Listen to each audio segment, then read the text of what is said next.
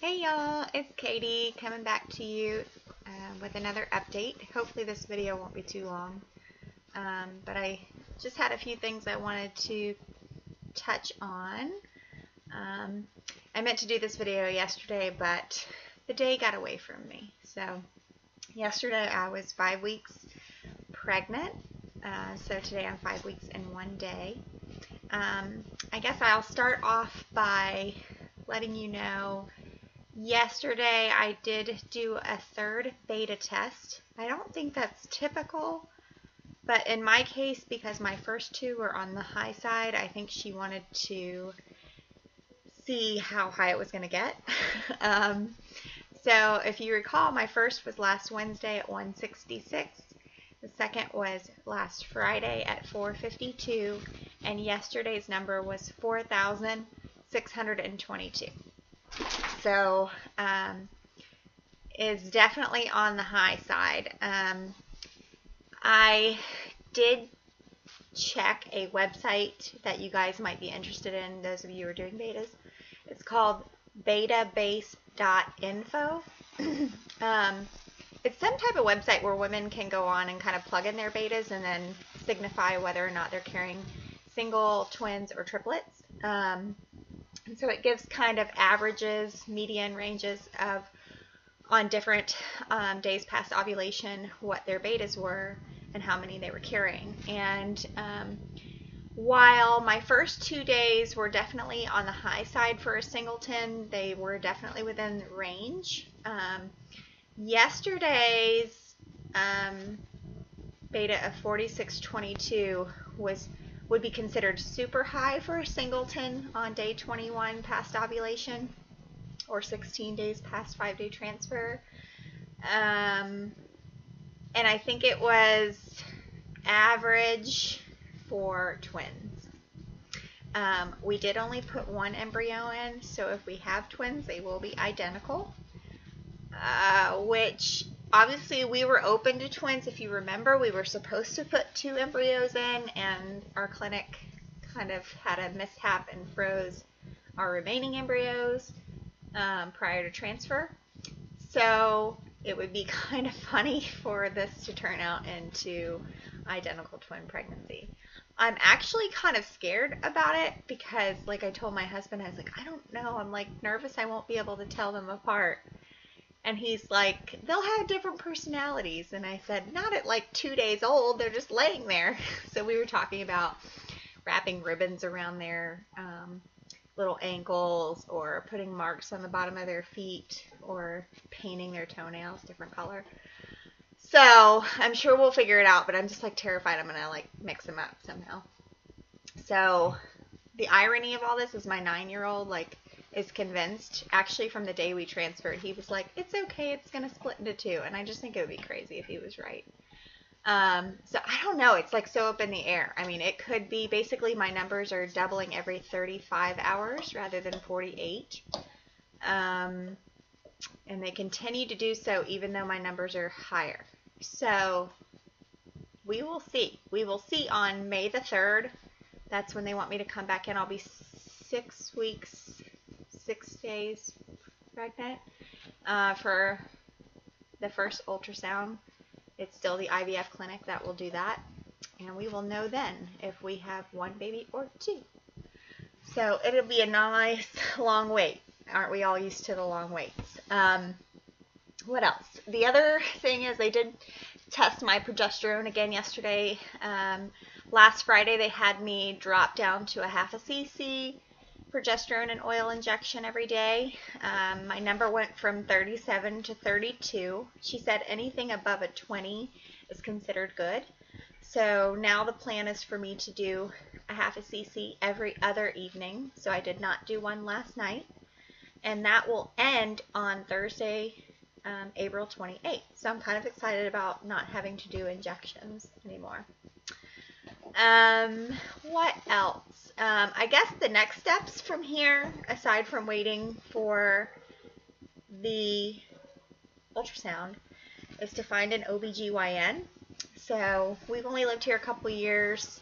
I did do a annual PAP appointment just before the IVF started in hopes of setting up a relationship with a local OBGYN. However, I didn't really like the lady that I met with. So I know they have several in their practice, but knowing my luck, I'd get her for delivery or something. I don't know. So I don't know. I got to figure out a way to find a doctor in this area. I don't know a lot of people up here, so it might be just kind of trial and error. So I did set up an appointment with one from a few people I do know had recommended. So we'll start there. One thing I was interested in, sorry, my dogs are playing. Are you playing, Pixie? One thing I am interested in is a VBAC, so it's vaginal birth after cesarean. I did have a C-section with my son over 9 years ago. I had it because I had high blood pressure and they had to take him early. I just wanted to have the option this time to do it. But what was interesting is very few hospitals in my area allow it. So without having to kind of set up relationship with somebody, 45 minutes to an hour away, I don't really know what my possibility of doing that will be. My C-section was fine. I just, my son had some difficulty breathing because they didn't get all the fluid out of his lungs, which normally happens as you push your baby out. So so he was in the NICU for a week, and I'd like to kind of avoid that if possible. Obviously, if we have identical twins, I just don't even think that's going to be a possibility. So we will just proceed with a planned C-section for sure. But if it is a singleton, I don't know. I'd kind of just like to have the option. So we will see. The doctor that I did set up an appointment with, unfortunately, is a part of a group that participates at a hospital that does not allow a VBAC. So, sorry, not the end of the world, but just something I want to have the option to do. Let's see. The other kind of funny haha today is that I tried on my old maternity clothes. I can't believe I even still have them. I have kept them in a Rubbermaid container for obviously 10 years. And they were actually in the pile in the basement to be donated.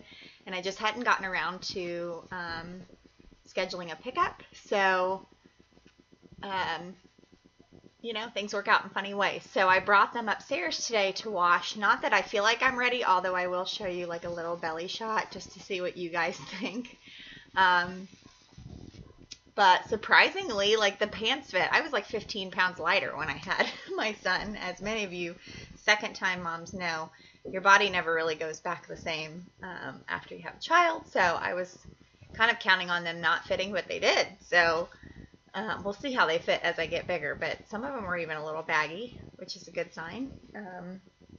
But most of the jeans I think I'll keep. A lot of the shirts are heinously ugly. I mean, this was only 10 years ago, so I don't know how they're so different and so ugly, but many of them have to go. So I'm sure, in the next few months, we'll be doing a little bit of shopping to get some new maternity wear. I wear a lot of yoga pants anyway, so I'm hoping that I can just continue to buy those in little baggy t-shirts. Because that's my lifestyle, what I wear. So that was fun to get those out today, and actually it's the first time literally I've opened a crate in 10 years. So it was kind of a sweet moment, a special moment. Back to the pregnancy, as far as symptoms this past week, my number one symptom would be fatigue. I've been super, super tired. It hits me midday, especially. I'm up way earlier than I normally am, which is interesting. But it does hit me about midday. I usually try to sneak in a nap if I can.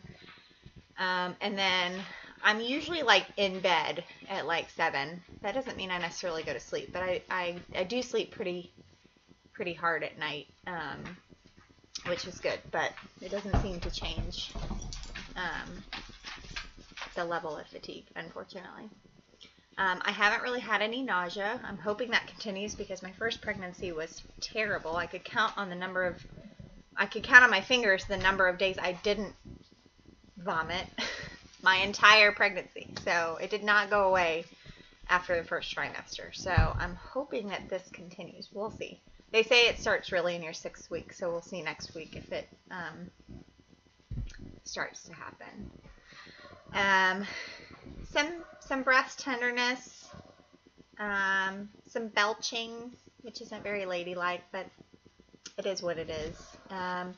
Still some cramping. Yesterday was heavier cramps than normal, but she said it was normal, just the stretching and whatnot.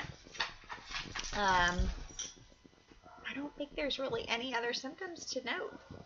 In fact, it just doesn't even really feel like I'm pregnant. So wouldn't it be great if this time it